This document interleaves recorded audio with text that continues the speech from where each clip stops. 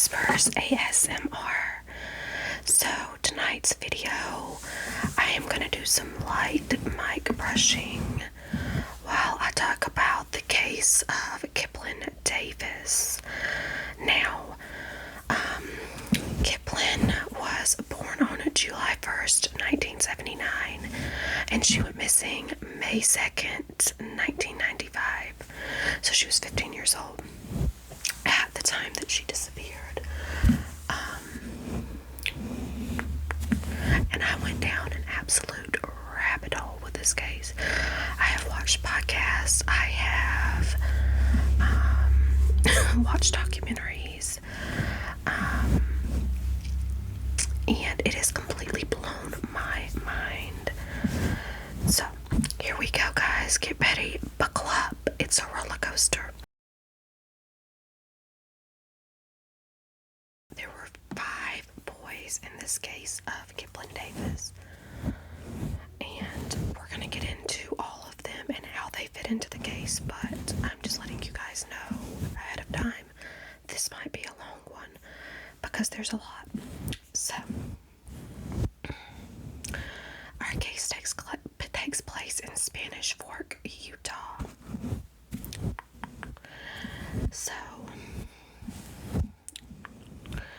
Kiplyn, on the day that she went missing, she woke up around 4:30 a.m. and she woke up early because she had to go to driver's ed class. However, on this particular morning, it was kind of dreary. It was rainy, and I figured Kiplyn just kept falling back to sleep.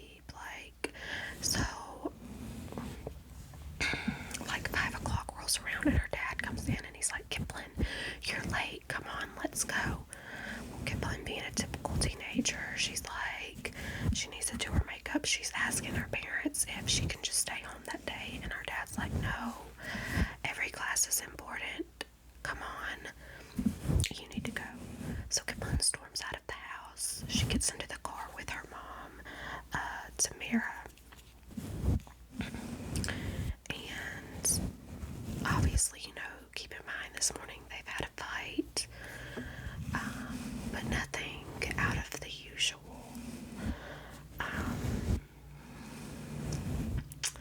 So Kiplyn had been crying because she was angry, but this is, like I said, a typical teenager. So she ended up going to all of her morning classes, and when Richard got home around 3:30, he expected Kiplyn to be home, but she wasn't. And Kiplyn was pretty on time. She was like clockwork. She didn't miss things, and if she did, she called. Kiplyn wasn't there, and he assumed that maybe she had to stay late because she was in the drama club, and he figured that maybe she had just stayed late for something to do with that. He checked his voicemails to see if she had called, and she didn't.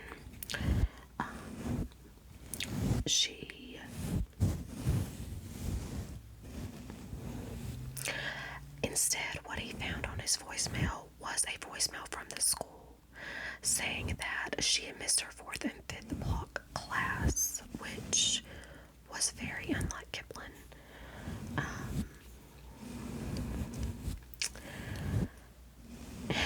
Kiplyn always called if she was going to leave school or was sick or anything, but they thought back to that morning was like, maybe, she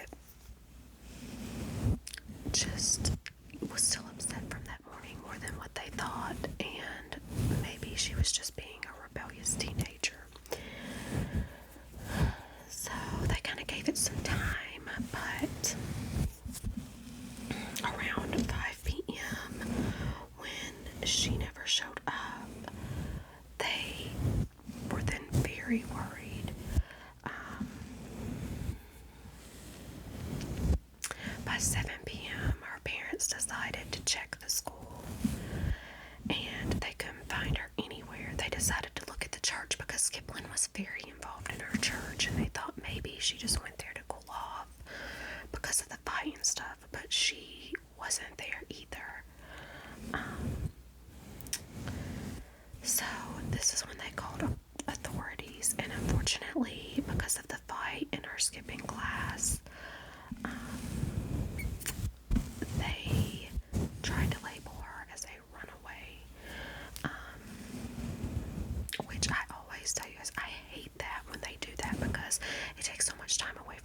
days, and just because she had skipped, just because of the circumstances, it was very unlike her, so they should have checked it out.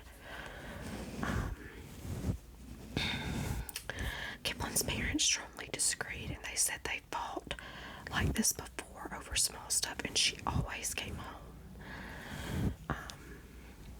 They said, by all accounts, Kiplyn was a very happy girl. Authorities didn't do much at all, and Kiplyn's parents were left to search for her on their own. They decided to keep calling friends, figuring someone had to know where Kiplyn was, and this led them to a friend named Eli. Eli had some other information. He said after lunch he saw Kiplyn talking to a man named Chris Jepson. Kiplyn and Karis were in the drama club together, and they spent a good deal of time together.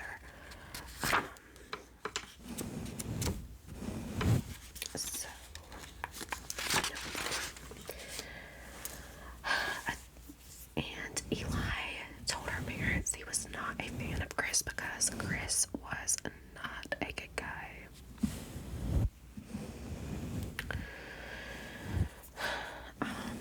Kiplyn's parents had heard of Chris before, and her parents actually found Kiplyn's diary, and in her diary she confessed to having a huge crush on Chris.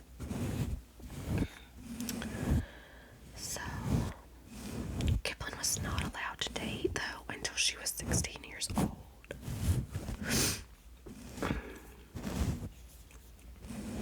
But her parents figured maybe, okay, she's with Chris, she's doing this behind our backs, and maybe she's just run off with him, right?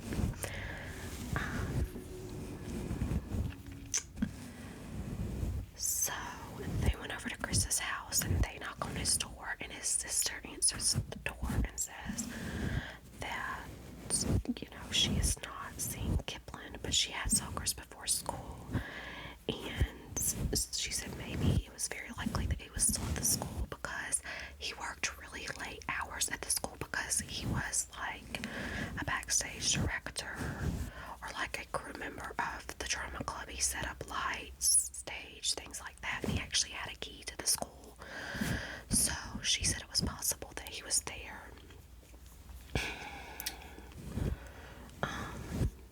So Richard and Tamara had already been to the school and nobody was there. So they decided to go back a third time. And when they got there, it was like 10 p.m. and all the doors were locked. So they're thinking because Chris, by Eli's account, was the last person seen with Kiplyn, maybe they're off together. So they decided to go back to Chris's house thinking, maybe now his parents will be home. And when they got there, there were a lot more cars in the driveway. And her dad actually recognized one car in particular, which was Rucker Leifson's. And apparently Rucker had actually been friends with Kiplyn as well. And come to find out, Richard was friends with Rucker's dad and had went to school with him. And Richard had even said in a statement that Rucker had been to their house. Now he said that Rucker was friends with his daughter and had been to their house. So apparently Rucker was hanging out with Kiplyn some too for him to make that statement. I'm not sure.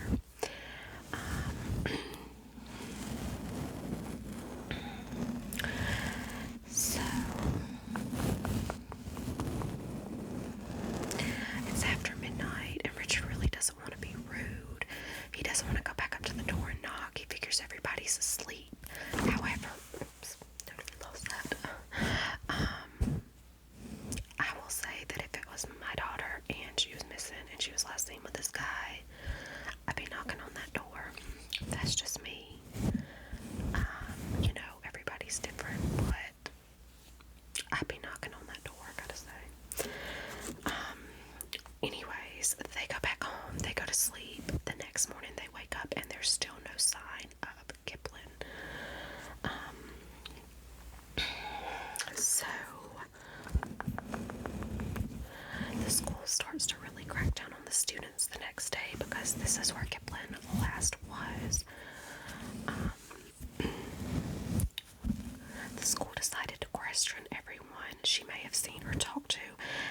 first person they decided to question was Chris Jepson. He didn't seem nervous or guilty, and he told authorities he had seen Kiplyn the day that she went missing. At lunch, just like Eli said. He says he didn't see her again, and he went to all of his classes and stayed up to string lights until 11 p.m. that night.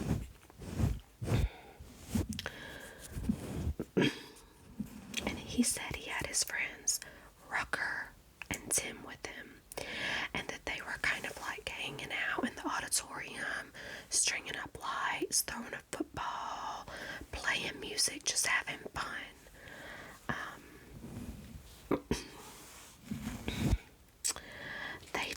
It turned out that a boy named Brandon had approached Kiplyn that day at school and asked her out, and Kiplyn had said yes. Now, that boy came back around lunchtime and told Kiplyn, "I'm sorry, I have a girlfriend." Now she's found out the girlfriend's upset, and he had to cancel on Kiplyn. So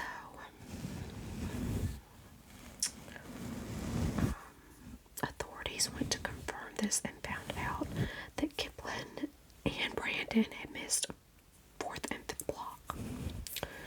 So they think maybe Brandon and Kiplyn ran off together, and they go back to Brandon, who has a story and an alibi.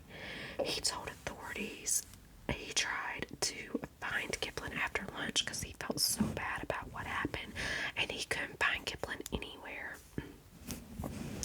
And then he was late to his classes, so he decided to skip, and he told authorities when he left he had a flat tire, and he had to call his best friend to help him. And when they went to the friend, he said that none of that ever happened.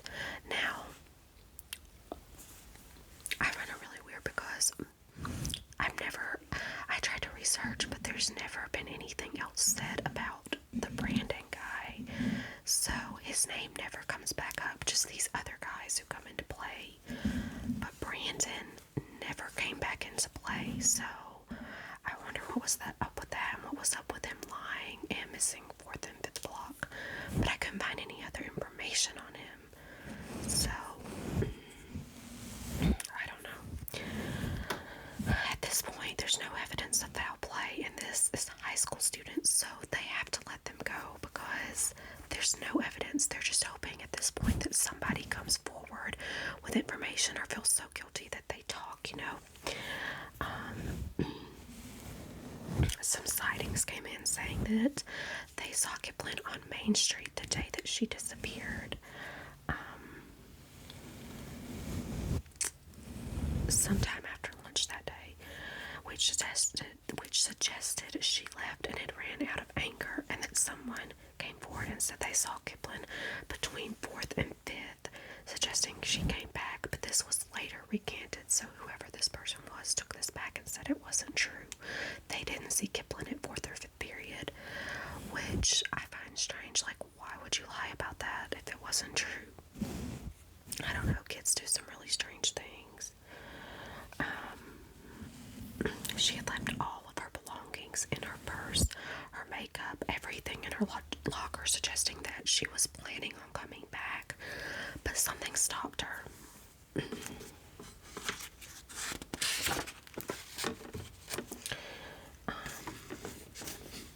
When she never came back, authorities started to suspect foul play.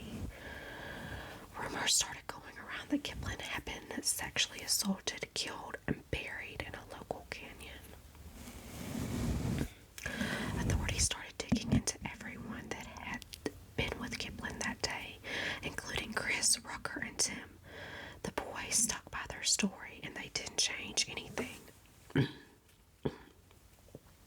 So about a year after Kiplyn goes missing, something did happen. So Chris shows up at Kiplyn's house, knocks on her door. Her dad comes to the door, and he's like, "I need to get something off of my chest." And Kiplyn's dad at this point is like having a come apart. He thinks that Chris is about to confess, right? Well, Chris is like, I didn't do anything to Kiplyn. And her dad is like, you need to tell me where she is. You need to tell me what happened. Well, this spooks Chris. And Chris, like, takes off. And her dad goes back in the house and calls authorities to tell them what happened.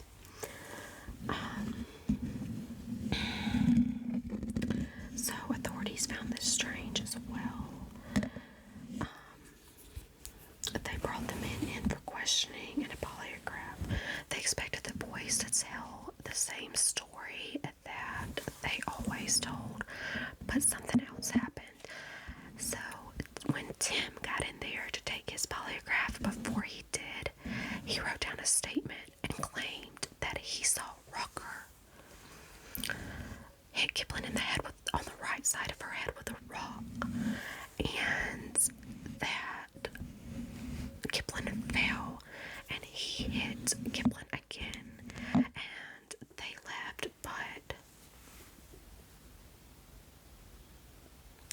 but at this time he didn't know if Kiplyn was alive or dead. And when they came back to load Kiplyn in the truck, he was sure at this point that Kiplyn was dead. Now, his statement was that Kiplyn and Rucker were like having an argument. They had gone off together, and when he got to them, he had like given them 30 or 45 minutes. And when he got up to them, he ran up to Rucker and asked like, hey, what's going on? And Rucker was like, hey, we just, just help me get her under the trees. I don't understand, like, why, if Tim wasn't guilty, he didn't get help for Kiplyn, unless, I guess he was afraid of Rucker. I don't know. But authorities were stunned. Their mouth was like completely open, and when they go to start questioning Tim about this, Tim completely freaks out, balls up his paper, and throws it away. So, and all of the boys passed their polygraph test with flying colors. So again, it's kind of like, what the mess? I don't get it. However, you can't rely completely on polygraph tests, but I'm confused. I don't know. They took search teams.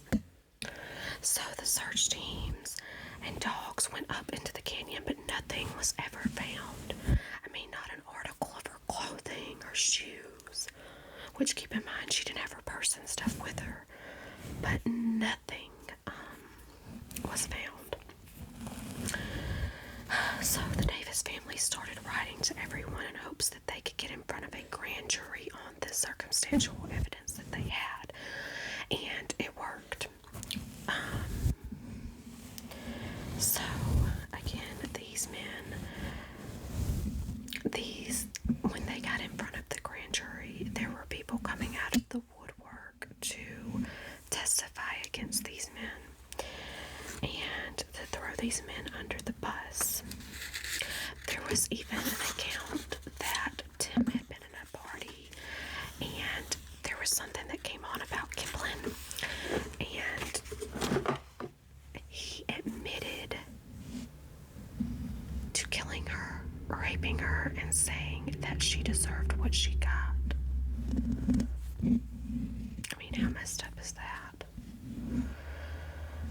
Okay, so, and then Chris's wife came forward and actually testified against him, saying that one night they were having a typical movie night, and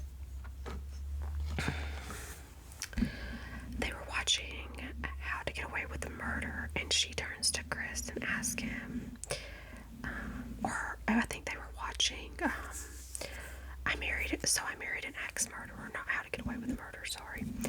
And she turns to Chris and says, what's the worst thing you've ever done? I'll tell you mine if you tell me yours. And he says, what if I told you that I murdered Kiplyn Davis? And her face like fell, and he was like, I'm just kidding. And she was like, wow. And she said that it really stuck with her for years.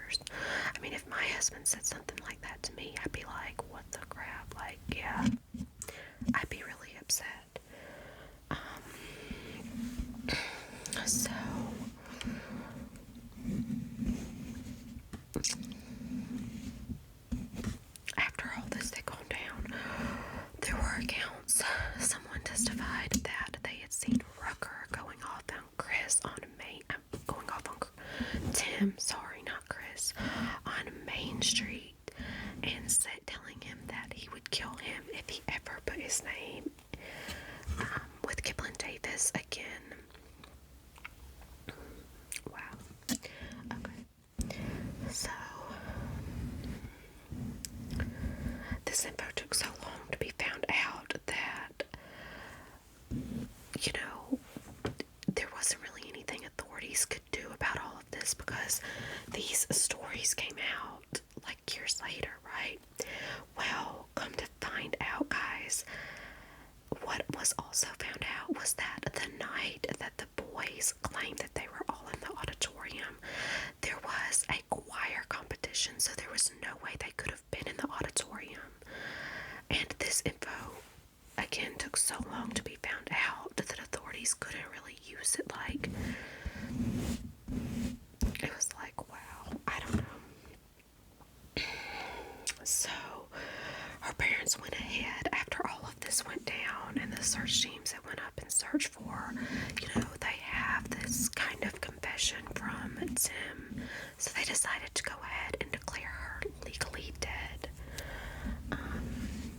Marking the day is May 2nd, 1995, and they actually have a headstone in the Spanish Fork Cemetery waiting for her for when they find her, so that they can lay her to rest. With the grand juries, the boys stuck to their stories, and Tim refused to say what he had said before. He did get charged with perjury. He got the longest amount of time, like 12 and a half years. Tim got 12 years, Chris got 5 years, and Rucker got 4. Now, I find it surprising that Rucker only got 4, but I guess it's because Tim recanted his statement. If Rucker was really the one that hit Kiplyn, though, it seems to me like he should have been the one going down for all of this, right?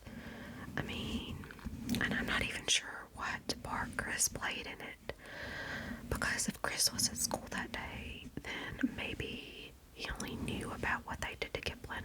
I don't know. Everyone thought that everything was going to go to Chris. They had 15 different counts on him. The state finally felt comfortable enough to charge for murder.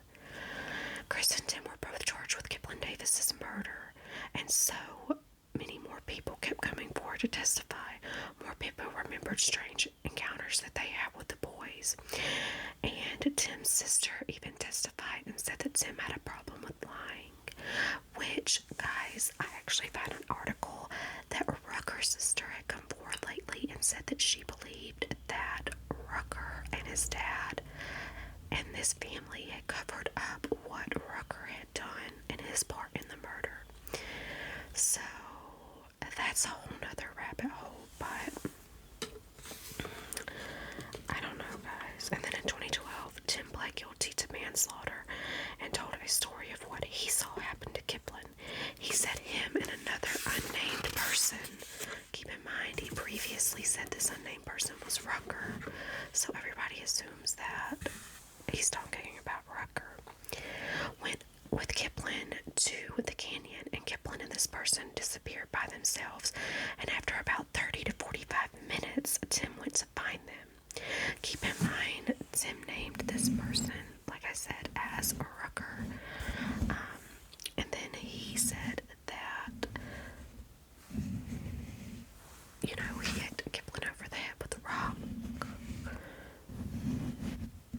And then, this unnamed person said, hey, help me get her body over to the trees. So he says when he found them, this person hit Kiplyn over the head, yes, fell to the ground.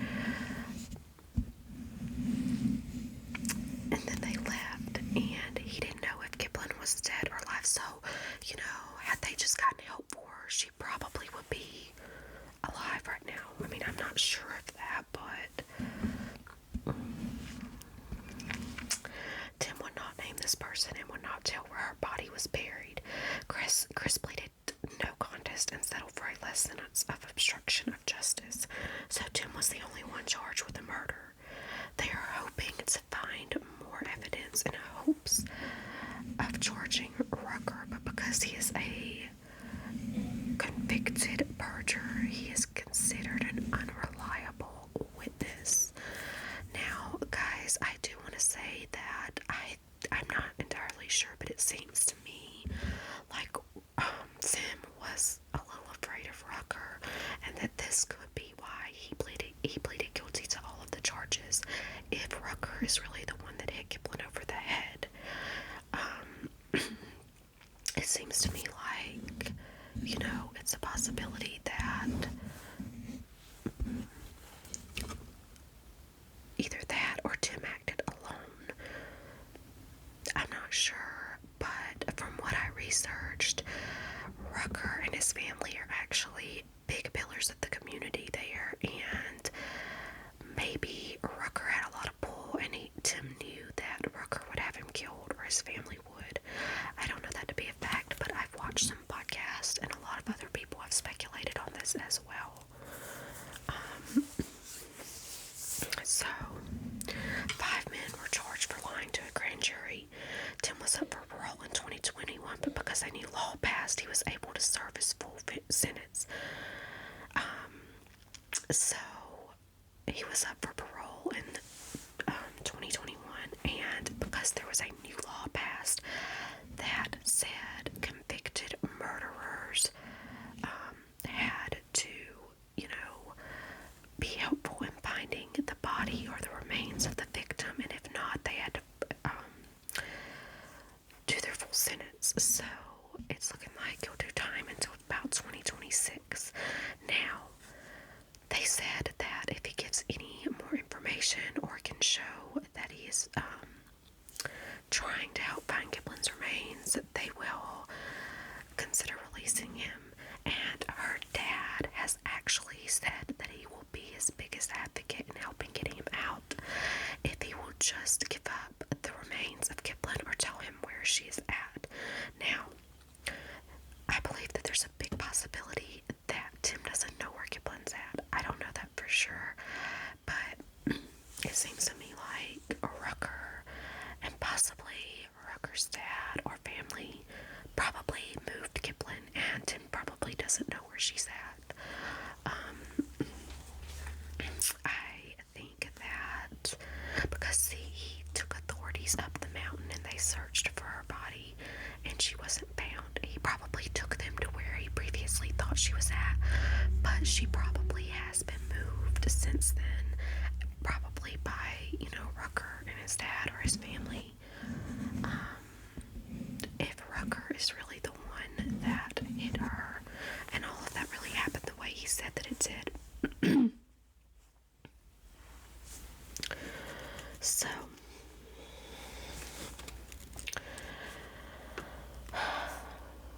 all of these 5 men were given outstanding plea deals if they would just give up the location of the body. So,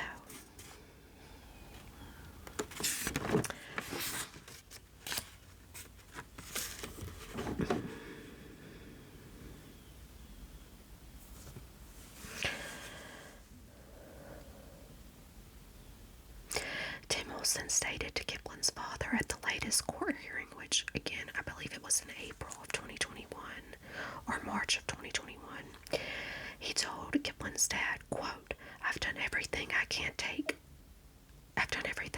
I take responsibility. There's nothing else I can provide that would change the situation, unquote. Now, this could be totally true, and Tim could have done everything that he could to help find Kiplyn, and he just doesn't know where her body's at because, again, she could have been moved. Or the other possibility is that none of these boys did it and something else happened, but I find that very unlikely.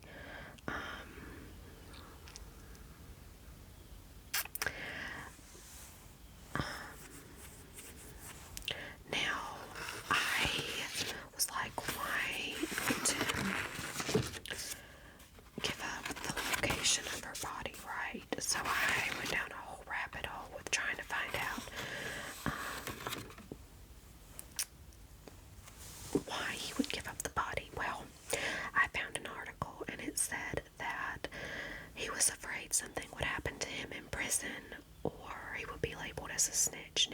says to me, either he's afraid that Rucker or his family will have something done to him, or he's afraid he'll be able to snitch and other inmates will do something to him.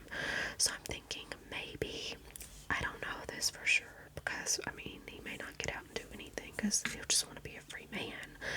But maybe when he gets out in 2026, he will tell where she is if he truly knows, but I don't think he does. I think that is a very big possibility that the other people involved in Kiplyn's murder have moved her, and she's probably not even where Tim last knew her to be. So, guys, this case completely saddens me. I saw an article where her dad had actually said that he has searched everywhere. He's even searched in water up to his neck.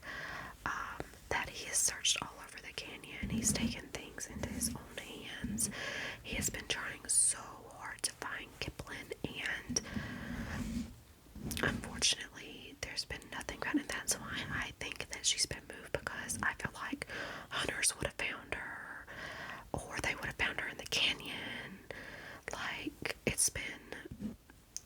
this happened right before I was born in May of 1995, so it'll be 27 years in May, and I find it amazing that just nothing's ever been found, which points to or towards that she's not up there anymore, in my opinion. But her dad said that she wanted to teach kindergarten, and he oftentimes wonders what she would have been like today. He says that she wanted a couple of kids. They described Kiplyn as being a very special person. She was kind to everyone.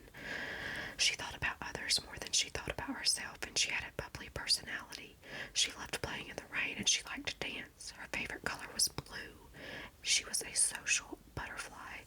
Now, her little sister Carissa has a Facebook page dedicated to Kiplyn. It's called Find Kiplyn Davis, and they actually have a day dedicated to Kiplyn as well, and they want people to wear blue and blow bubbles, and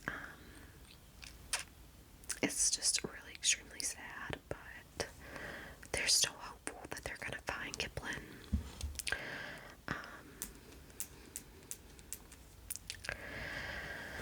So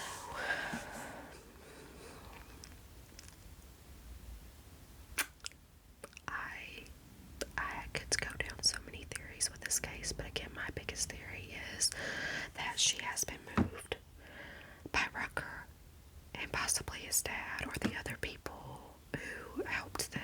I'm not entirely sure. I think that the way that they got her up the canyon that day was they told her that, Chris would be there or something, because remember, she really liked Chris, and I think that she went off with them in hopes of seeing Chris, and Chris was not there, and so things ended up being that way, and something happened. She got into an argument with him because of Chris not being there, but yeah.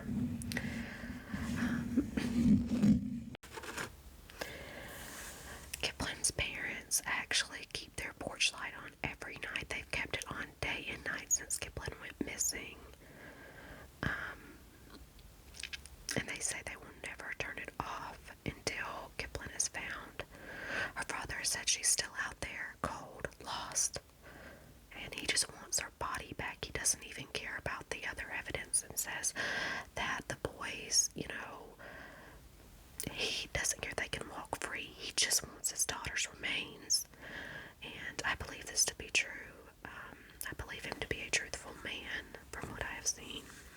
He seems so kind, and her mom does too, and they just seem like genuinely good people. Kiplyn had curly red hair at the time that she disappeared, pale skin and freckles, bright blue eyes. She was absolutely beautiful. She was known to possibly wear a dental retainer on the bottom lower teeth. If you have any information, please call the Spanish Fork Police Department at 801 804-4700.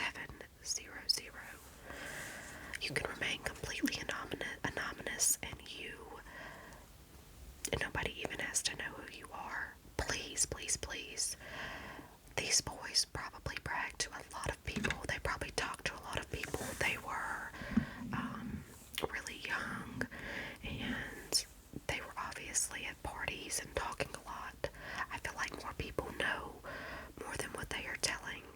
Please, please, please, if you know anything, remember, no detail is too small. Please help give this family some closure.